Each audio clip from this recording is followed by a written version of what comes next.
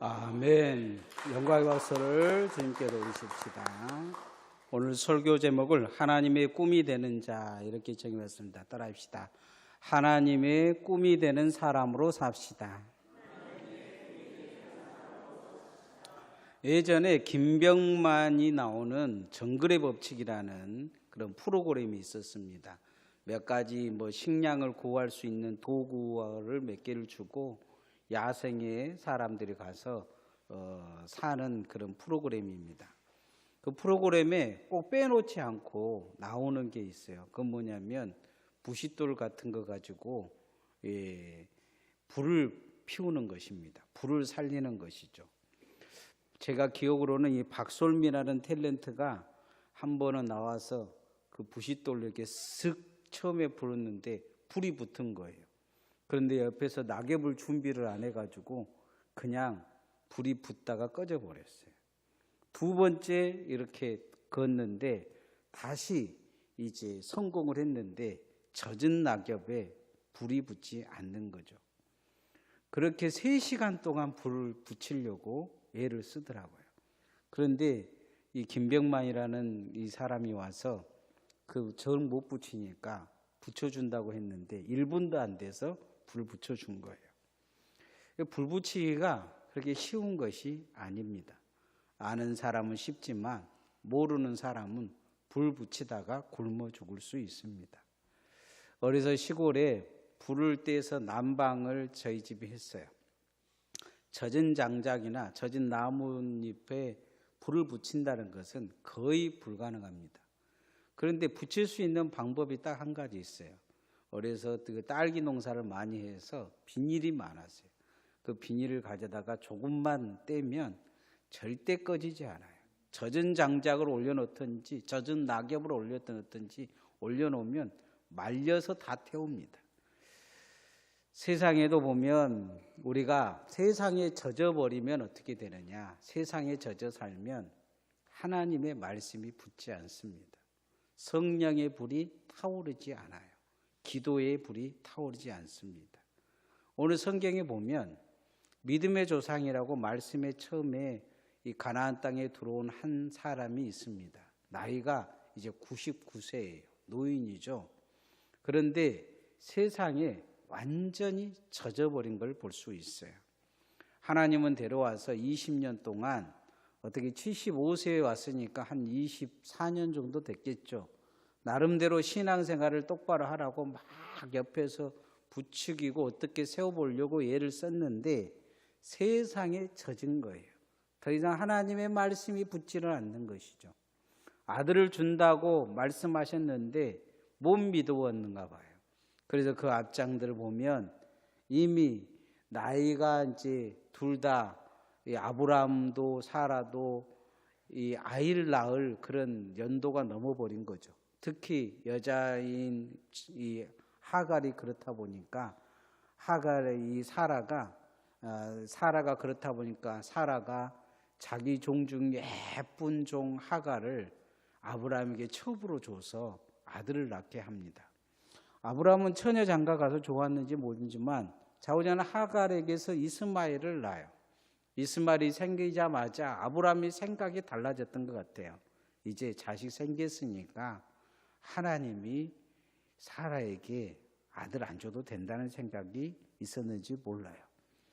이스마엘이 태어나고 나서 집안에 여자들끼리 싸움이 일어납니다.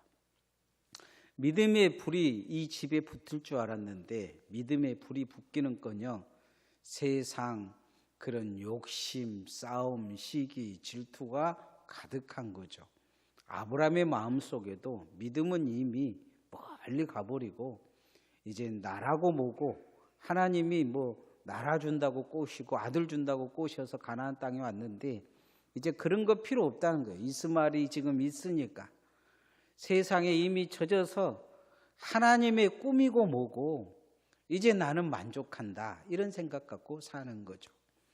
오늘날 대부분의 성도들의 삶이 그렇지는 않습니까? 교회 다니면서 구원받았으니 하나님이 하시든지 말든지 다른 사람 구원받든지 말든지 하나님의 나라가 임하든지 말든지 주님이 이 땅에 오시든지 말든지 그런 생각 갖고 살지는 않습니까? 이미 세상에 젖을 대로 젖어서 더 이상 말씀에 불이 붙지 않고 성령에 불이 붙지 않는 신앙으로 그렇게 우리 자신이 이미 나락으로 떨어져 있지는 않습니까? 오늘 그런 한 노인에게 하나님이 그런 이야기를 합니다. 완전한 믿음을 가지라 이야기합니다. 네가 나의 꿈인데, 그런 이야기를 하셔요. 그런 많은 인류가 있는데, 인류 그 시대에 살았던 사람인데, 하나님은 아브라함에게 지금 딱 보시면서 내 꿈이다. 네가 믿음의 조상이 돼서 하나님의 가문을 이루고 대대손손 하나님을 믿는 법을 가르치고 하나님의 마음을 정말로 그 후손들에게 심어서 예수님이 태어나게 하면 이 땅에 구원이 일어나고 사단의 세력이 물러가고 하나님의 나라가 이루어질 것인데, 이런 하나님의 꿈이 있는 거예요. 아브라함을 보면서. 그런데 아브라함은 그것이고 뭐고 나만 이제 잘 살면 된다는 생각 갖고 지금 사는 거죠. 하나님은 다시 아브라함에게 완전한 믿음으로 서라, 이 성장하는 믿음으로 나오라 이야기를 합니다. 우리도 마찬가지입니다. 하나님이 나를 부르신 데는, 먼저 부르신 데는 뜻이 있어요. 목적이 있을 것입니다. 그래서 우리는 다시 주님 앞에 완전한 믿음을 가지기 위해 주님 앞에 믿음으로 서야 될 줄 믿습니다. 따라합시다. 완전한 믿음으로 나아갑시다. 부족하면 늘 부족한 걸 채우려고 애를 써야 합니다. 신앙이 어느 정도 되면 이제 됐지 하고 점점 예배도 빼먹고, 나이가 드시면 이제 나이 먹었다고 안 하는 것들도 많고, 그러다 보면 점점 하나님과 멀어질 수가 있어요. 나중에는 주님 나라 가는 그날에 주님 모른다고 할 수도 있어요. 오늘 하나 빼먹고 내일 하나 빼먹으면 나중에 아무것도 남지 않을 수 있습니다. 어떤 사람이 가족을 위해 치킨을 시키려고 치킨집에 전화를 했어요. 치킨집이죠? 하고 치킨을 시키려고 생각했는데 무슨 치킨을 시킬 생각이 없는 거예요. 머릿속에 자기 아들이 좋아하는 치킨이 생각나서 그렇게 시켰어요. 살 없는 치킨 하나 주세요. 살 없는 치킨이 뭔지 모르죠. 가만히 이제 그러고는 전화를 끊어놨더니 살 없는 치킨 해놓고는 생각하니까 살 없는 치킨은 뼈밖에 없는데, 그래서 다시 전화했어요. 뼈 없는 치킨 달라고 전화를 한 거죠. 인간은 날마다 이렇게 실수하고 살아요. 삶 속에 고치고 고쳐도 실수합니다. 남 이야기가 아니죠. 내 이야기도 하고 오늘 성경에 나오는 아브라함의 이야기이기도 합니다. 아브라함도 75세에 말씀 따라 다 버리고 가나안 땅에 들어왔다는데 힘들고 어려우니까 가뭄이 드니까 애굽으로 내려가요. 애굽에 내려가서 그때 사라가 한 65세 정도 됐던 것 같은데 아마 동안이었나 봐요. 이 바로가 반해가지고 뺏어가 버리는데 자기 누이라고 속여요. 자기 죽을까 봐. 하나님의 도우심으로 간신히 애굽에서 빠져나오죠. 그리고 하나님이 아들 준다 그래도 그건 못 믿고 하갈에게서 이스마엘을 낳아요. 나중에 또 이 100세 넘어서도 블레셋 왕에게 사라를 뺏기는데 또 누이라고 속이는데 하나님이 그를 도와주셔서 뺏기지 않아요. 이렇게 늘 성장할 것 같은데 성장하지 않냐고, 늘 실수투성이요 거짓투성이요, 이게 아브라함의 모습이에요. 하나님은 이런 아브라함에게 완전하게 좀 내 꿈답게 좀 서주면 좋지 않겠느냐 지금 말씀하셔요. 이제 내년에 하나님이 계획하신 거예요. 99세님은 100살 때 이삭을 주려고 마음을 먹었는데 좀 하나님이 꿈을 꿀 수 있도록, 너에게 축복해 줄 수 있도록 좀 완전한 믿음으로 서면 좋지 않겠느냐, 이런 말씀을 하시는 거예요. 17장 1절 말씀 읽어봅시다. 시작. 아브라함이 99세 때에 여호와께서 아브라함에게 나타나서 그에게 이르시되 나는 전능한 하나님이라 너는 내 앞에서 행하여 완전하라. 하나님의 아브라함에게 완전하기를 원하신 것은 아브라함 혼자 복받고 잘 살아라, 부자 되라, 성공하라 이런 말씀이 아니에요. 하나님의 꿈이 너에게 있다 이런 말씀이죠. 너를 통해 인류가 구원받을 그런 문을 네가 열어줘야 된다.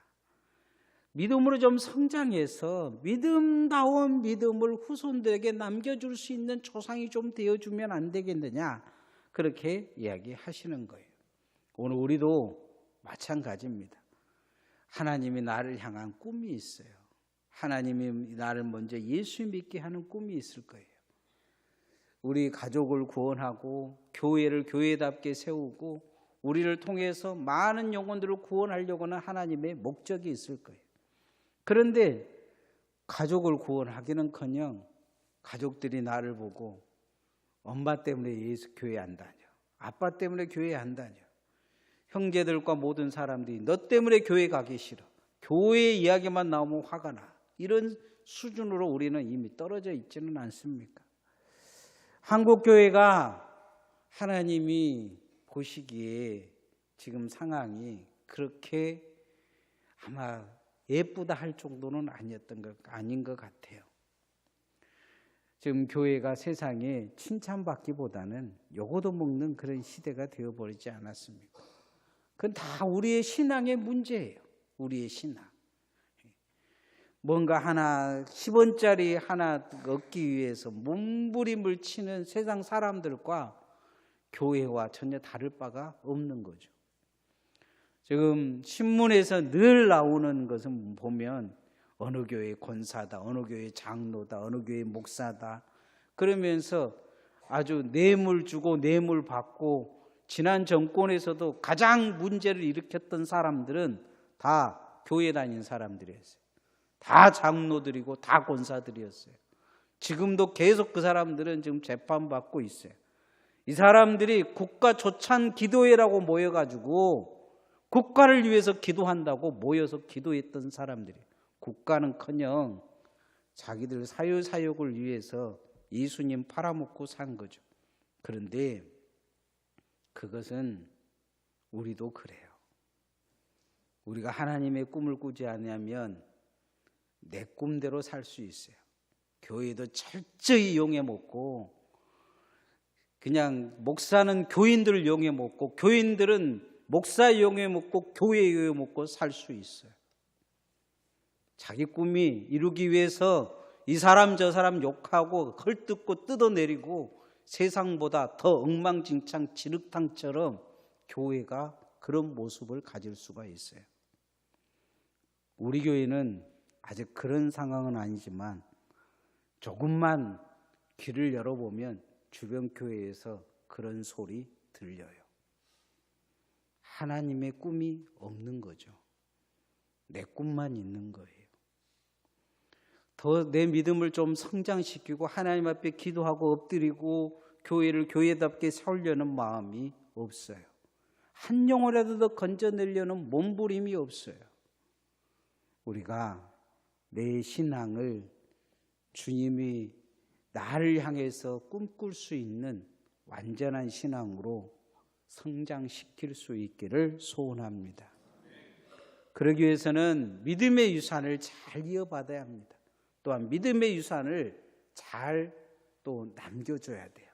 따라합시다. 믿음의 유산을 잘 이어받고 남겨줍시다.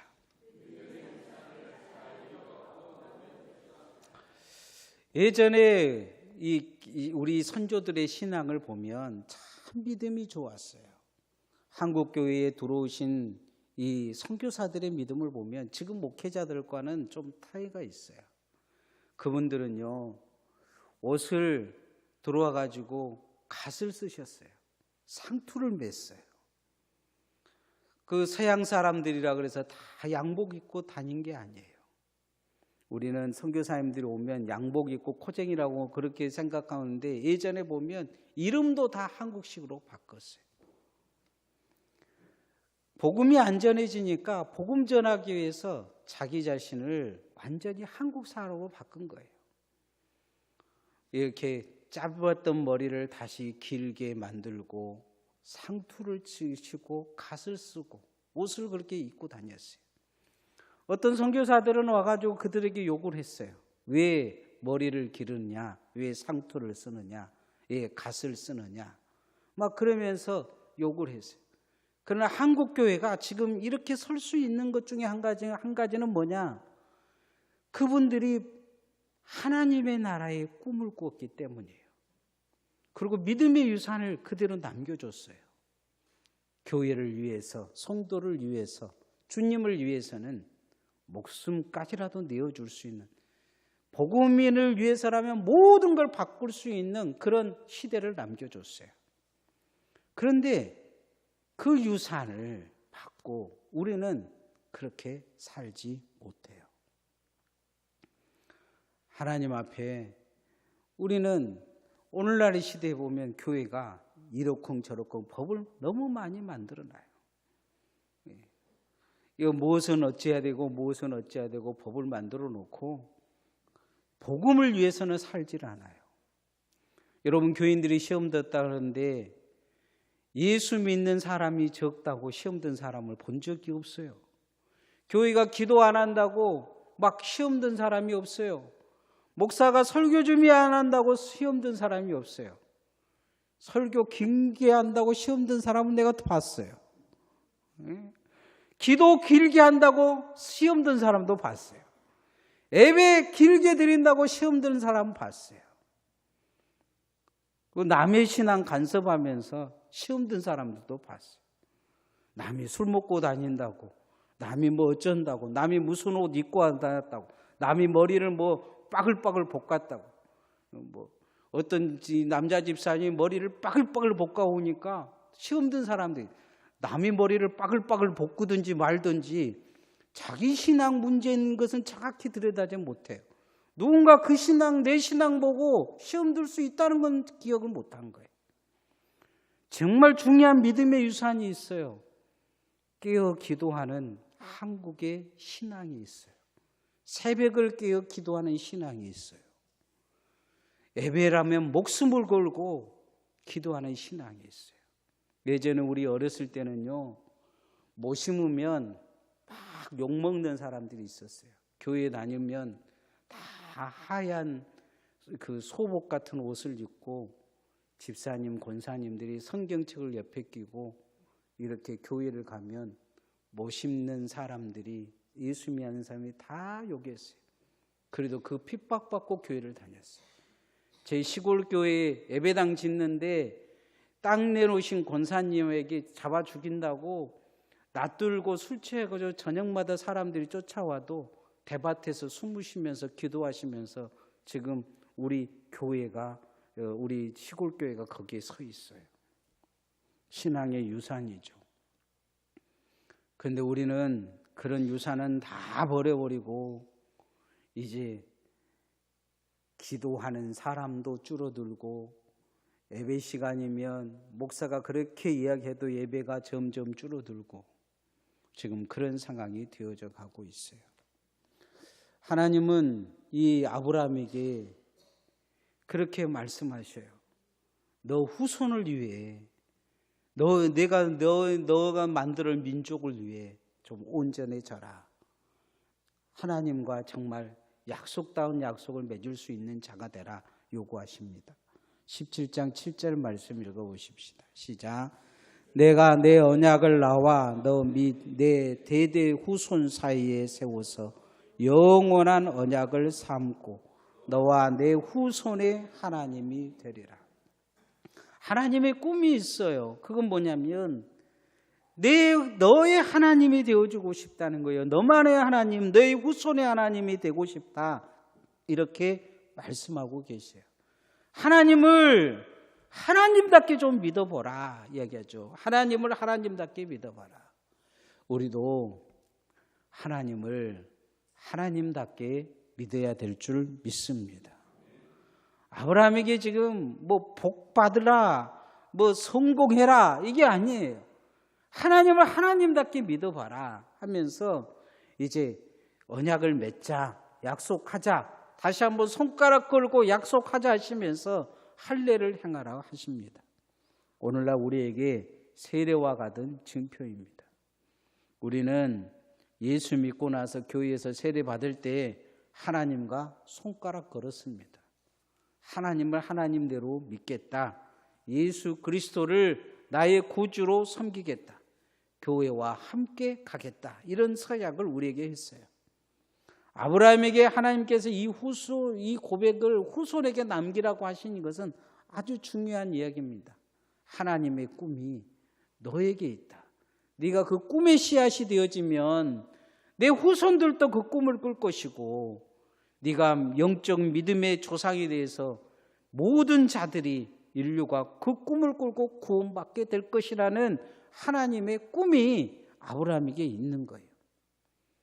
그렇게 좀 서주면 않겠느냐 지금 말씀하시는 거죠. 그래서 우리가 온전히 주님의 사람으로 그렇게 설 수 있기를 소원합니다. 그러기 위해서는 믿음의 유산을 잘 이어받아야 합니다. 믿음의 유산을. 교회에서 나쁜 것은 배우면 안 돼요. 오늘날 교회는 점점 안 좋은 것만 배워가요. 안 좋은 것만.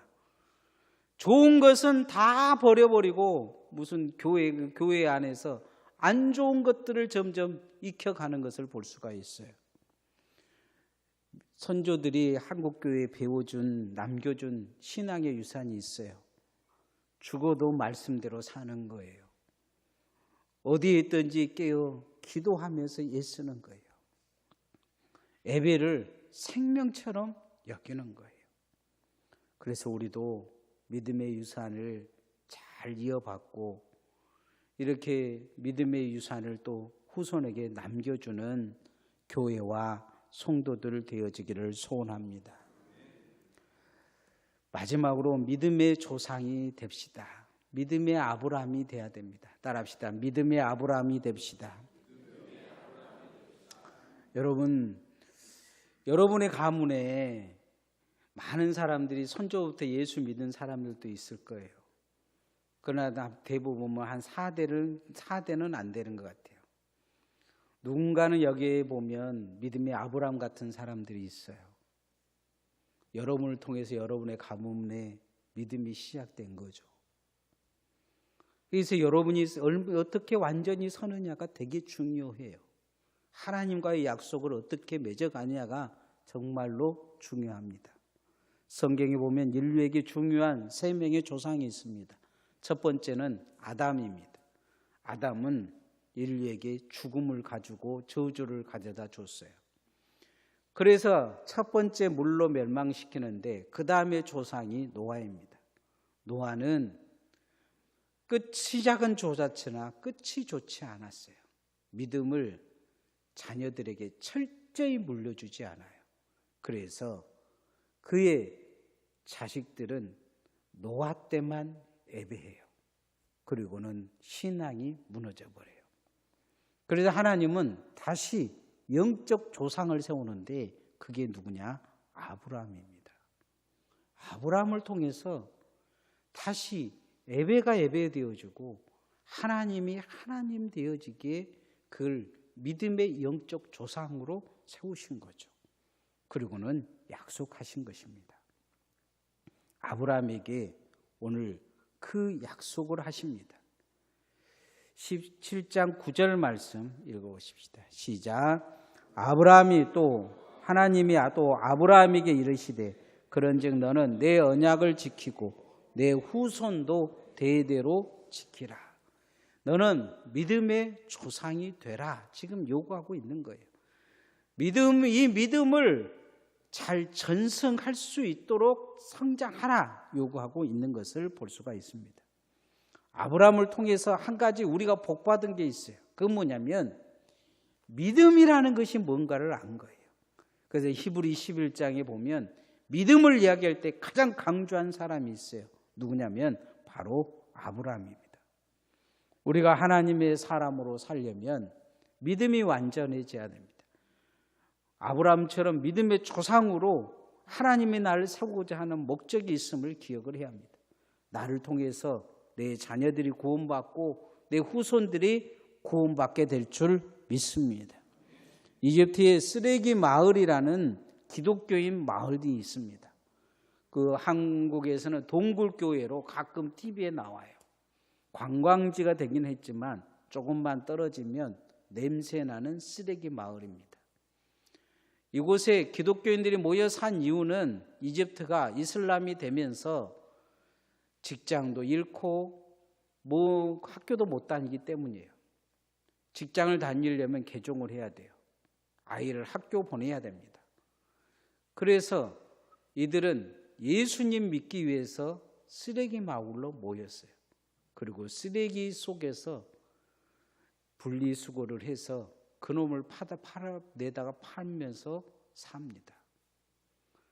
그곳에 있는 사람들의 수명이 짧아요. 평균 수명이 40세를 못 넘는다고 해요.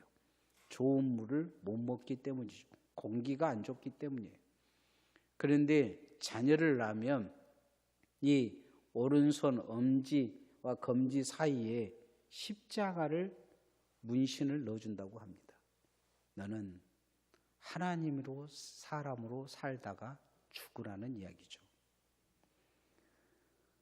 세상에 나아가지 말고 하나님의 사람으로 살다 죽으라. 세상으로 나가면 이슬람으로 개종을 해야 합니다.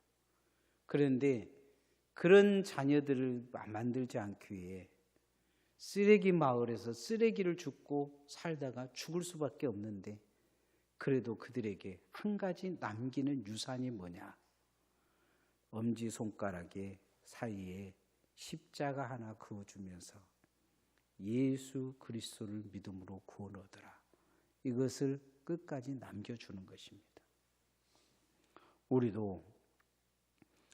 우리가 하나님의 사람으로 이 땅에 서면 반드시 내 자녀들과 내 후손들은 예수 믿고 천국 가야 될 줄 믿습니다. 그러기에 내가 완전하게 살아야 합니다. 내가 더 기도해야 되고 더 믿음의 싸움을 싸워야 됩니다. 더 하나님 말씀을 믿고 세상에 젖어버리면 안 될 것입니다.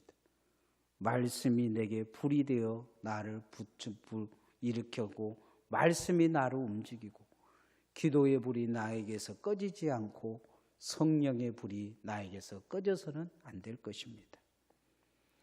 아브라함 같은 믿음의 조상으로 여러분의 가문에 여러분이 설 수 있기를 소원합니다. 하나님의 꿈이 있습니다. 그 꿈은 딱 이 성경에는 한 사람에게 집중되어 있어요. 이 사람이 성공하고 부자가 되고 그런 게 아닙니다. 믿음의 사람, 완전한 믿음의 사람으로 서는 거죠. 그리고 믿음의 유산을 남길 수 있는 자로 서는 것입니다. 믿음의 조상으로 서는 것입니다. 하나님이 나에게 또한 그런 꿈을 꾸고 계십니다. 여러분이 그 하나님의 꿈을 이루어드릴 수 있는 주의 종들 되어지기를 소원합니다. 찬양하십시다.